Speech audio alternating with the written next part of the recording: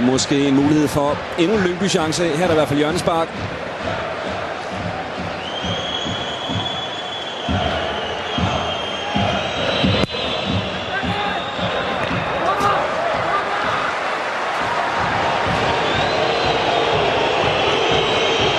Mark Møller, han tog i græsset for Lyngby. Kim Daugaard er det, som forsøger at udnytte situationer her. Martin Eriksson alene igen. Måske en forløsning for ham. Og Brøndby 1-0 til hjemmeholdet på et kontraangreb, hvor faktisk Lyngby havde en mand i græsset, nemlig Mark Møller, som lå i det andet strafferfelt. Men Brøndby altså på måltavlen. Altså 1-0 til hjemmeholdet og en dukker til Kasper Hjulmand og Lyngby. Ja, det er selvfølgelig en kæmpe fejl, en kæmpe forløsning for Brøndby, en kæmpe fejl Lyngby laver. De kigger lidt på, hvad sker der med Mark Møller. Han er jo ikke så alvorlig skadet, de er nødt til at stoppe mig, så bliver de fanget her. For højt i banen med 3 spillere, og super godt scoret af Martin Eriksson. Ja, det køles sat ind, det må man sige. Rune Pedersen, han når faktisk at få hænderne på det. Ja.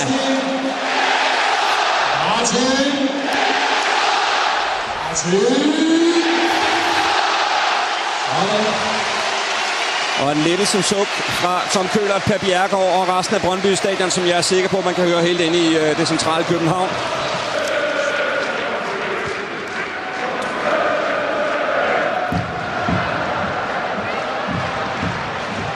Der er altså masser af plads til Brøndby-spillerne her, hvor de er tæt på at komme på 2-0. Og det gør de. Og det er Morten Duncan Rasmussen, som passerer sin gamle kollega Rune Pedersen. Og cementerer, at Brøndby får den første sejr i denne Liga-sæson. Og de udnytter simpelthen, at Lyngby-spillerne er fuldstændig færdige. Ja, det kunne de ikke komme igen. De er meget tæt på at spille 0-0 hjemme. Og Brøndby også spiller meget hjemme, synes jeg. Da de så får skåret til 1-0, så er der ikke mere i Lyngby lige nu. Og hvis vi ser målet igen, så er det tydeligt, hvor meget plads der er til Brøndby-spillerne. De kan faktisk gøre fuldstændig, som der passer den. Og det gør han, Morten Duncan Rasmussen, som altså scorer sit første sæsonmål. Ja, de har et større løbemæssigt overskud, fysisk overskud her det sidste kvarter 20 minutter. Og det udnytter de så, fordi de får lidt god plads at spille på, selvfølgelig.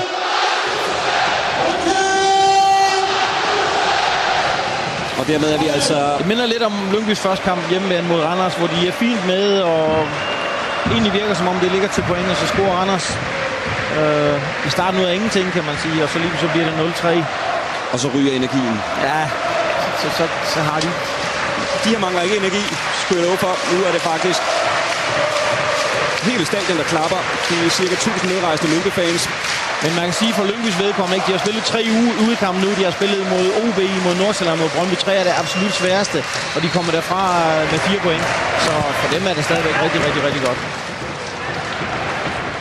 Og Kim Daugaard skal han score, og det gør han. Kim Daugaard, som altså også scorede for 5 år siden, for armene helt i vejret på Tom Køhlert og company.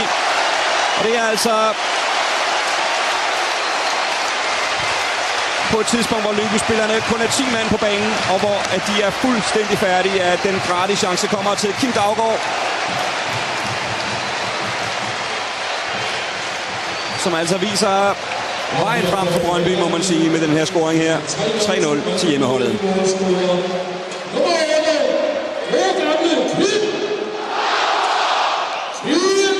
Og det er altså Rune Pedersen, der når en 5-6 meter ud af kassen. Ja. Og ham her, han tæller godt lov nu. Han er en glad mand, en lettet mand. Ja, og 3-0 lyder overbevisende, virker overbevisende. Det kan drejes enormt positivt i Brøndbys lejr selvfølgelig. Vi havde tålmodigheden